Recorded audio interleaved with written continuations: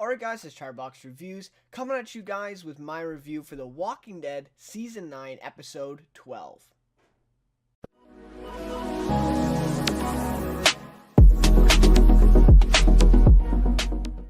Alright, so this was a really great bounce back episode for me.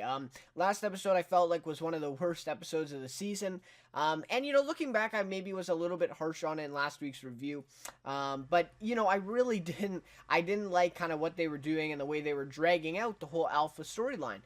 With the whole Lydia thing, and I thought some of the parts with Henry were just kind of lazy writing at times, and it really wasn't kind of fully fleshed out. But this episode to me was a turning point, not just physically in the number of episodes, right? It's episode 12, so it's halfway through the second half now, but also a turning point in the Whispers arc, in this whole fair storyline that they've been leading up to. So I thought this episode was, again, I'm gonna go on a limit. I'm gonna say it's one of the best of season 9.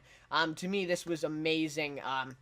Stuff here with the Whispers in particular in this episode was awesome. And so the way I'm going to split up this recap is I'm going to talk everything Whispers at the beginning, and then in the second bit I'm going to talk about Michonne and Alexandria, which was kind of the subplot for this episode this week. So of course, the episode's titled Guardians. Love to hear your thoughts on this episode, and also how are you feeling about the second half of season 9, and what are you thinking about the Whispers and Alexandria, everything in this episode.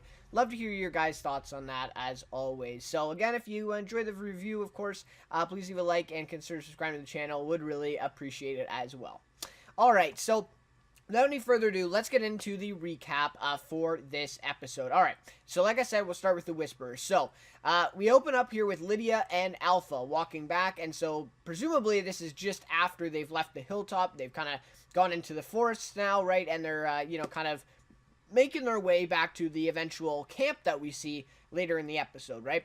So Lydia reveals pretty much nothing to her mom, to Alpha, as they walk back. Alpha, though, keeps pressing her, right, for information about them, and, because of that, because she keeps pressuring her, Lydia even asks her if that was the only reason that she came to get her, right? It probably, it wasn't even that she was her daughter.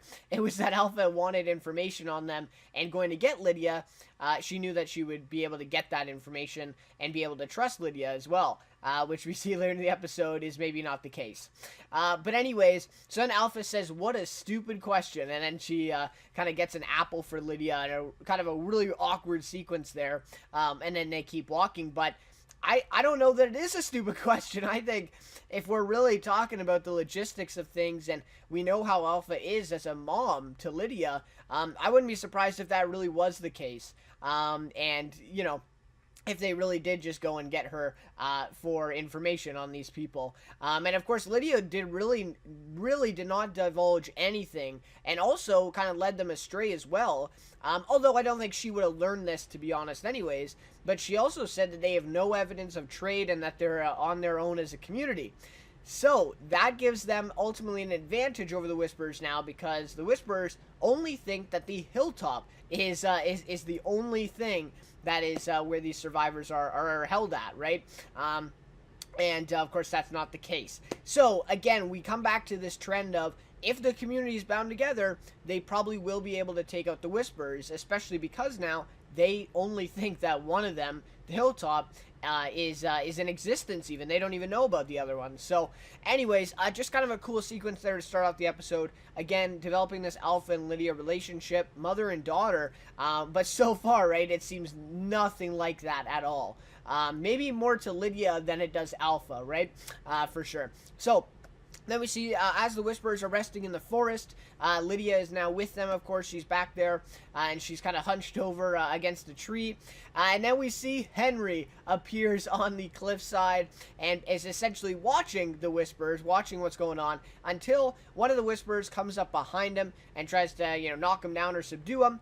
He actually takes him out with his stick there. Of course, I really do sometimes forget that he was all trained by Benjamin and Morgan, right, with this whole stick thing, and so he's actually, I wouldn't say equal to Morgan, but he's definitely got some skills, got some talent there with that staff and that kind of martial arts. And so he really made quick work of this Whisper. But then the next Whisper comes, he tries to strike him, No, sir, right? No.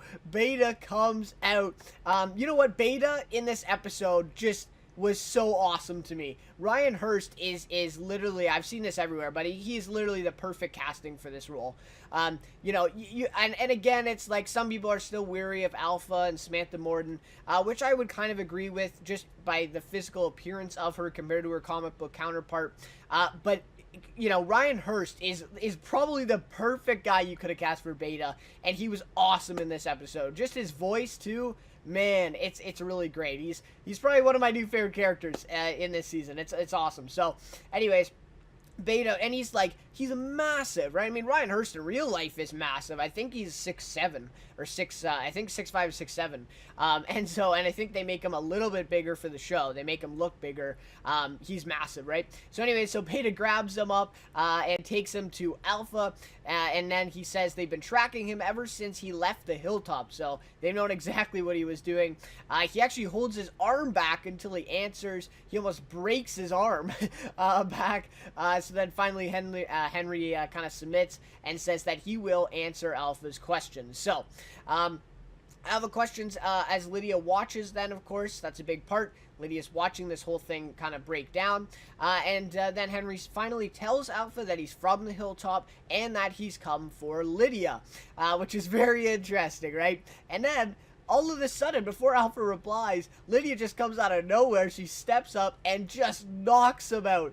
Gives him a real good sucker punch and just knocks Henry out. I know a lot of fans who not fans of Henry right now would have loved this scene, and you know what? It was a little satisfying, to be honest. And then she says, "You're so stupid."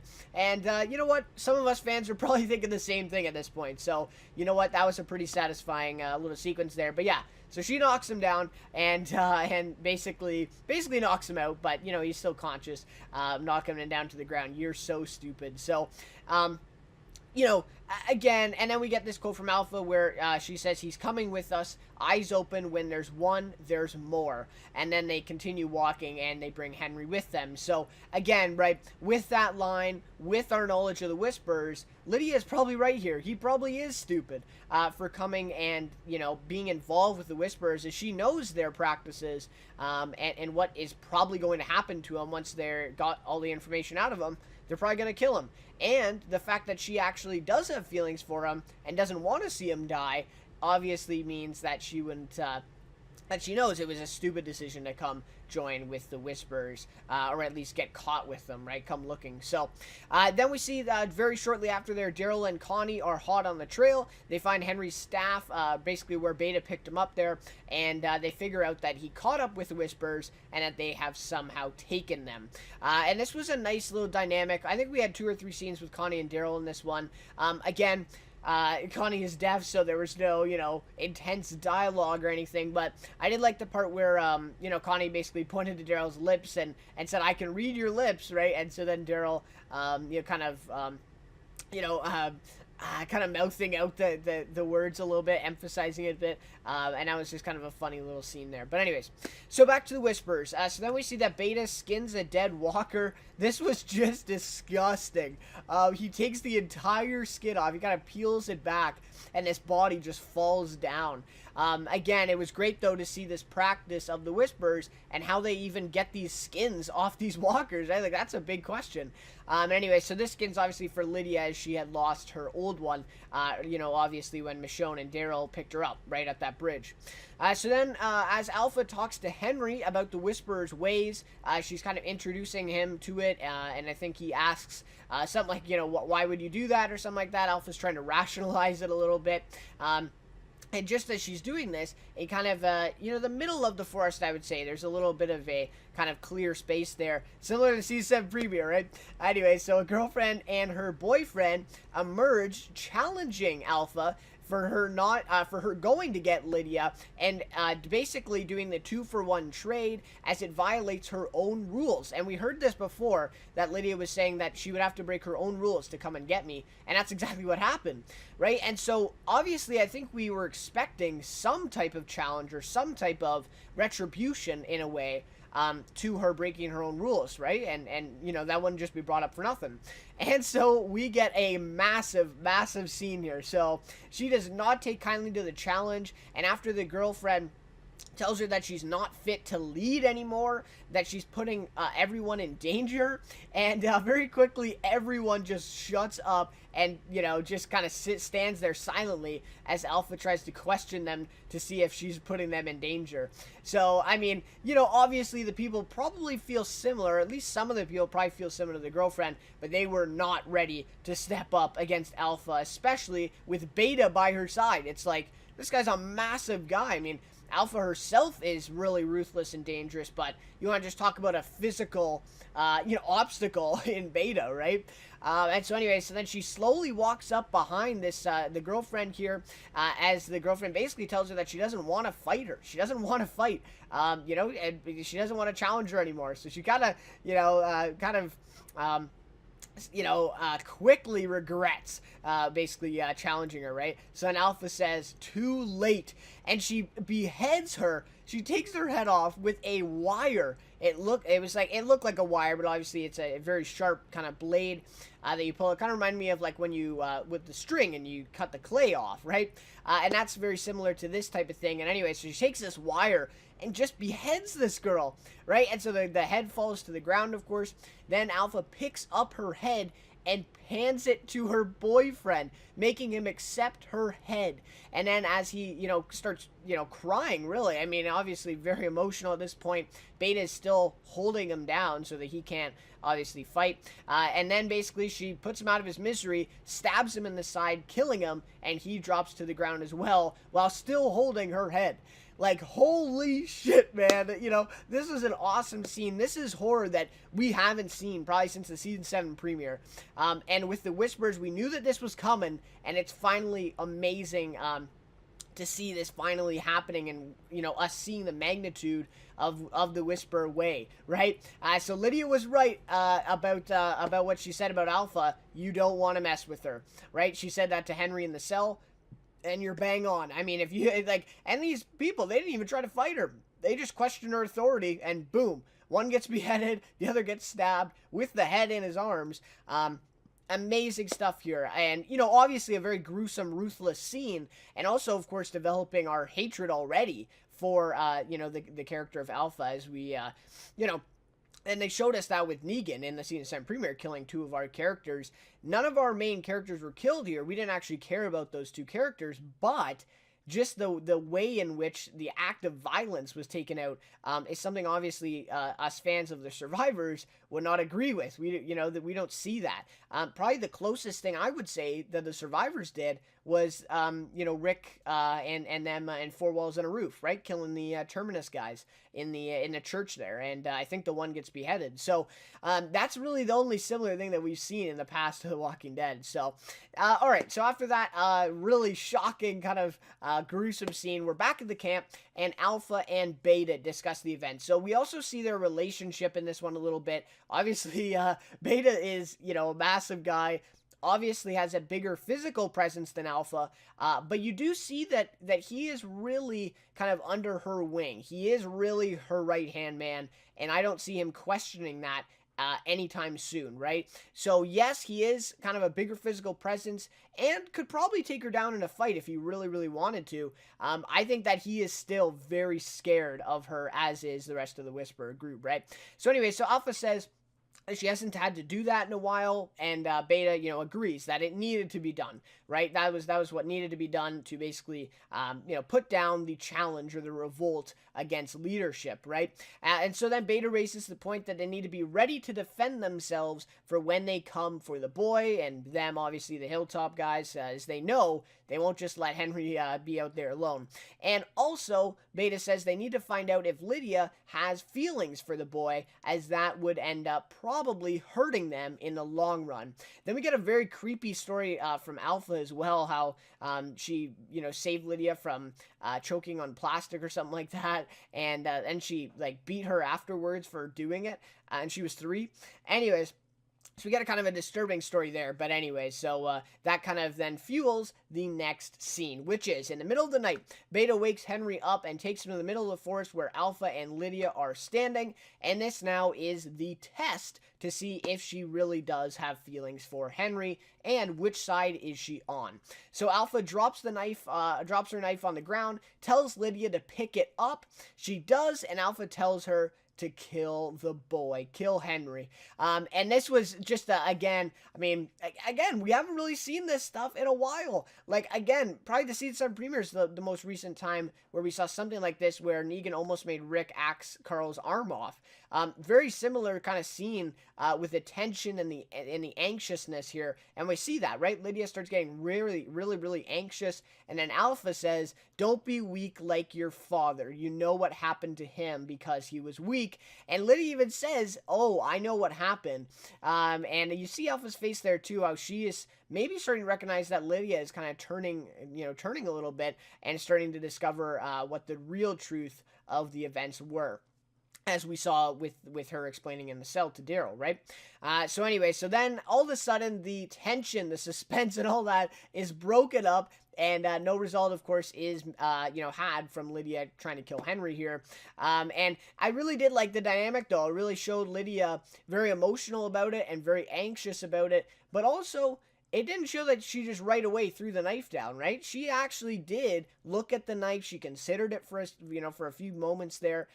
So I did like that as well. But anyways, all of a sudden then breaks it up as walkers start appearing at the edge of the forest. They actually take out a couple whisperers as they surprise everyone. And the whole thing about this is that a lot of people are surrounded watching this event without their masks on. And so that creates a huge issue with all these walkers coming in and trying to eat them, right? So, of course, all the Whisperers then rush to get their skins on and basically walk away, do their, kind of slow walking thing to blend in with the walkers again. And everything kind of gets chaotic, right? It's kind of a big heat of the moment type of thing. And in this moment, Alpha loses Lydia in the crowds. And at this point, we get Daryl appears in a Whisperer skin and grabs Henry. And then we get this awesome part where he says he will not go without Lydia, right? He's not leaving without her. And then as Daryl he just finally gives up. He just grabs them and just tugs them away as they need to go right now.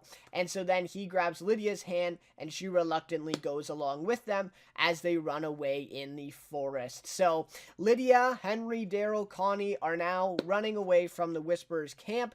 And we see that Alpha has lost Lydia. She doesn't know where she is at this point. And of course, we probably know that the walkers came due to Daryl, as he saw them before. He saw the little herd, on the outskirts of the forest, and probably was the one who led them in. But anyways, really kind of an odd scene to see Daryl wearing the mask. And it probably will be the last time that ever happens. But anyways, we'll have to see. So that is all the Whisperer stuff, and that is how the episode ends.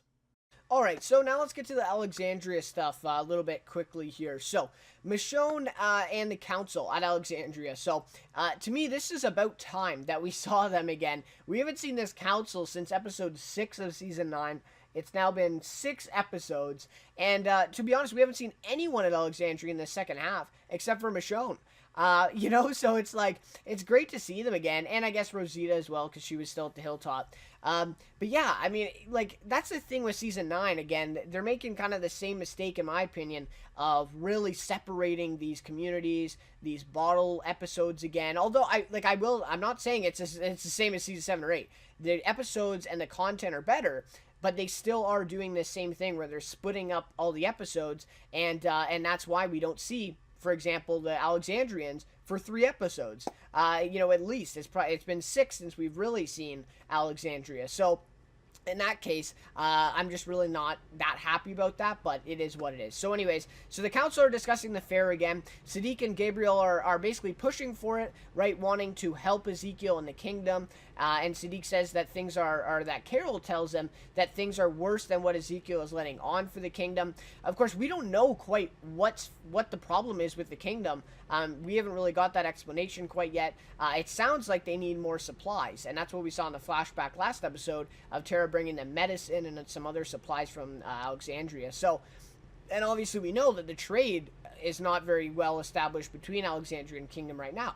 So, they want to help the kingdom as they're facing a little bit of a supply shortage. At least that's what it sounds like, right? So Michonne says she will not risk more Alexandrian lives when there are people dressed as the dead out there trying to kill them, right? So she's kind of using the whole Whisperer fiasco and Jesus' death as a reason for not, going out there and helping the kingdom and even going to this fair.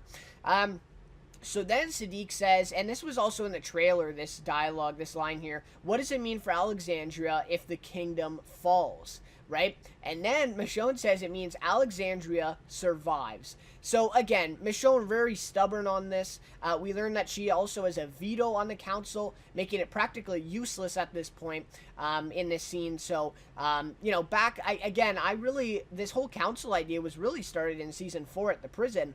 And at that point, no one person had a veto, right? And so in this council, Michonne does. And that's obviously creating a lot of problems in that she literally just vetoes everything that involves them getting involved with the other communities again.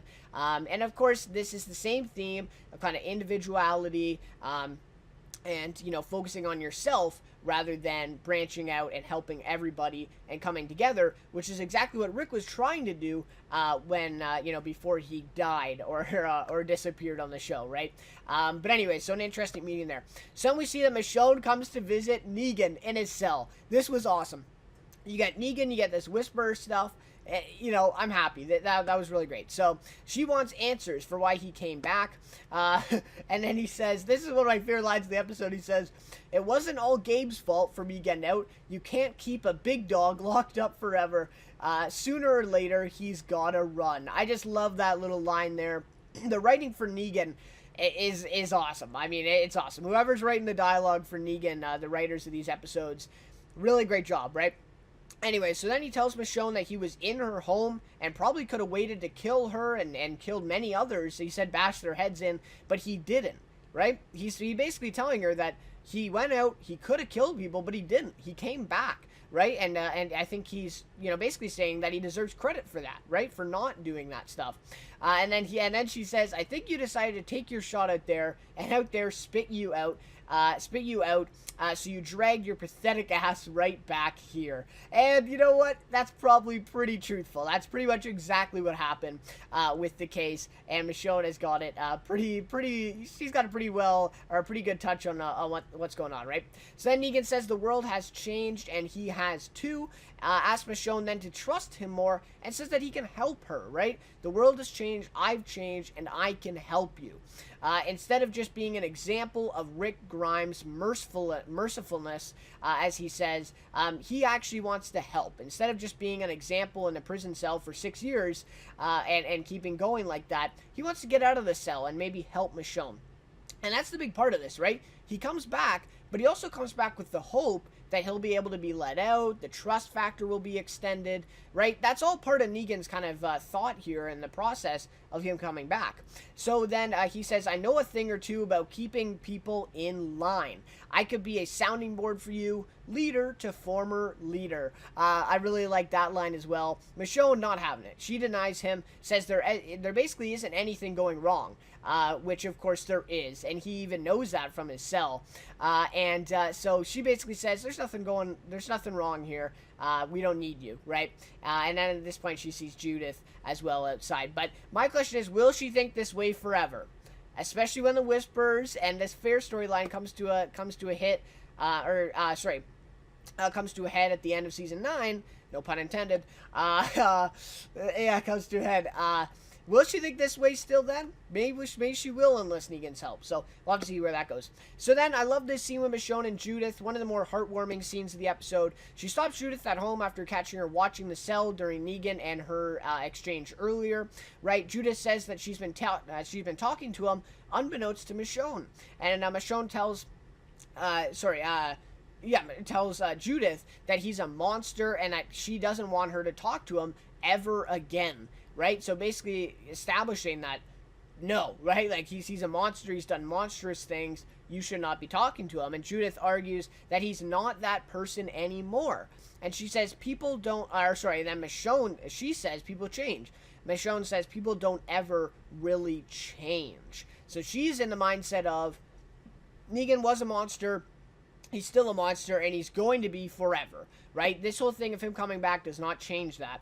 And then Judith says, but you did. You did change. And that was really awesome. Again, I think that's hinting at the Scars whole thing in the backstory, which we're getting in episode 14, by the way. 14 is the Scars flashback episode. I checked the synopsis and the pictures for that. So we're going to get our answers then. But still, really great line there by Judith. And this actually makes Michonne send her to her room. Very difficult situation here for Michonne. She says she needs a minute.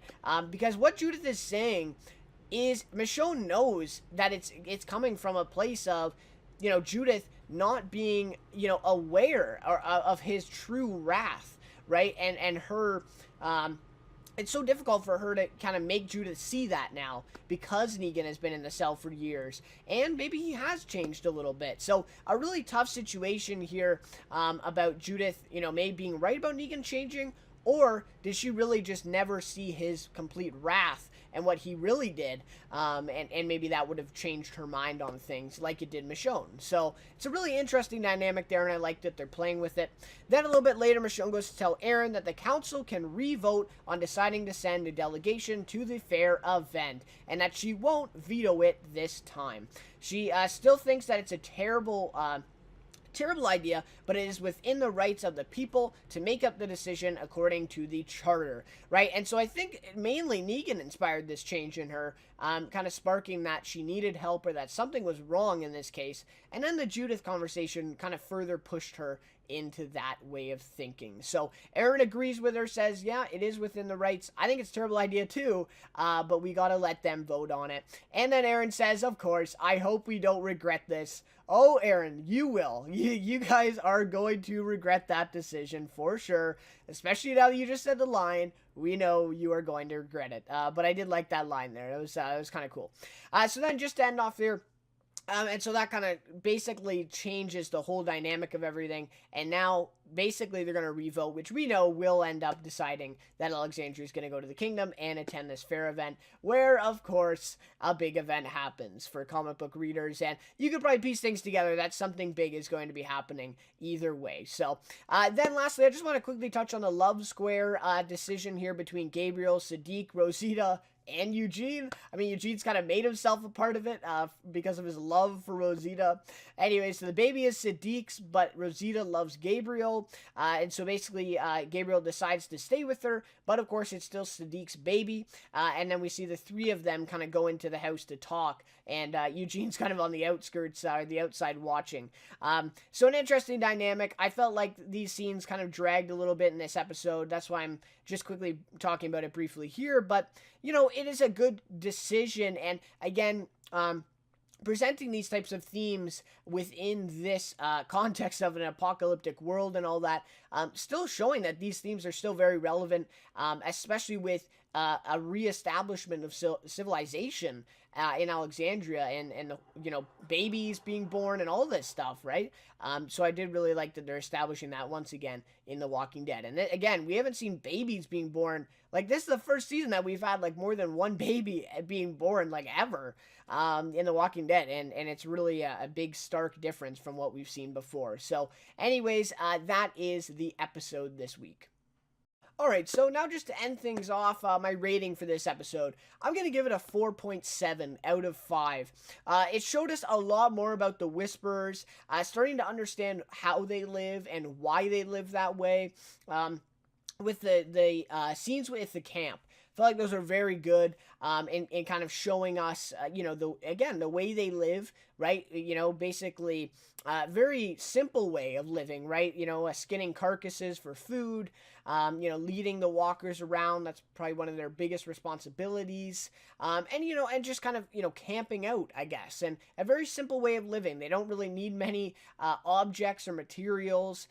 They don't even really need each other. They're very, individualistic there in living. And I just felt like it really showed us a really great example of that. And also showed us some really great stuff about Alpha and Beta and what happens if you challenge Alpha, the whole dynamics of the Whisperers group, right? And so that was really, really great. Alpha and Beta, I said this on the top, but Beta is like one of my new favorite characters, I swear. He's so awesome. Ryan Hurst, really great job. But yeah, Alpha and Beta are like awesome characters here. And already just with one episode and seeing both of them, I'm sold. I really do kind of buy in to what they're setting up for these characters, and also kind of setting up the ruthlessness, violence that we are going to probably see later in the season. So it really is coming together well. Great to see Alexandria again, as I mentioned. It's been a few episodes, so it was great to come back on those. And Michonne, she hasn't even been in the last 2 episodes at all. A lot of focus on the hilltop, so that was great to see Denai Greer back as well. And the ending to this episode was awesome, with Daryl wearing the skin, coming in and rescuing Henry and Lydia. That was really great. So you know what, this was a very good bounce back from last week. Last week again, thought it was one of the worst episodes of the season. This one, maybe one of the best. That's the way I felt about this one. But anyways, yeah, next episode looks really great. It looks like the Whisperers will be trying to track down Lydia, Daryl, Henry, and Connie in the forest. And you know, getting Lydia back after she's now just been taken again. So yeah, so the next episode looks really great from the teasers. So anyways, favorite character for this one, I gotta go with Alpha, played by Samantha Morton. Again, I do still have some reservations about Samantha Morton playing Alpha. And just, again, it's just the physical appearance of Samantha Morton's Alpha compared to her comic book counterpart. I mean, just the physical appearance alone is quite different. But you know what? I can get past that. Samantha Morton's, I mean, she's a good actress. I'm still not quite sure if she was the right one for this role. That's the big difference with Ryan Hurst and her, in that I feel like Ryan Hurst is a great actor, and he was literally a perfect cast for this role.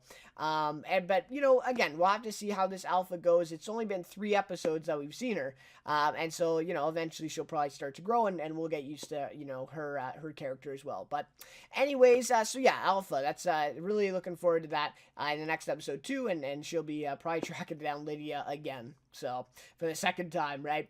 Anyways, guys, thanks so much for watching this review. Really do appreciate it. I really appreciate the support on the channel as well lately.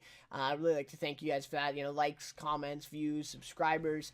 It's been really, really great. So anyways, guys, thank you so much for watching this one. Walking Dead next week, back for episode 13. Episode 14 will be the Scars flashback episode. Really look forward to that one as well. A lot of questions still remain with that, and a big mystery there. But again, thank you so much for watching this one, guys. And we'll see you next week for The Walking Dead Season 9, Episode 13. Save me from the gallows. Shed this news, bear my gold. Lay me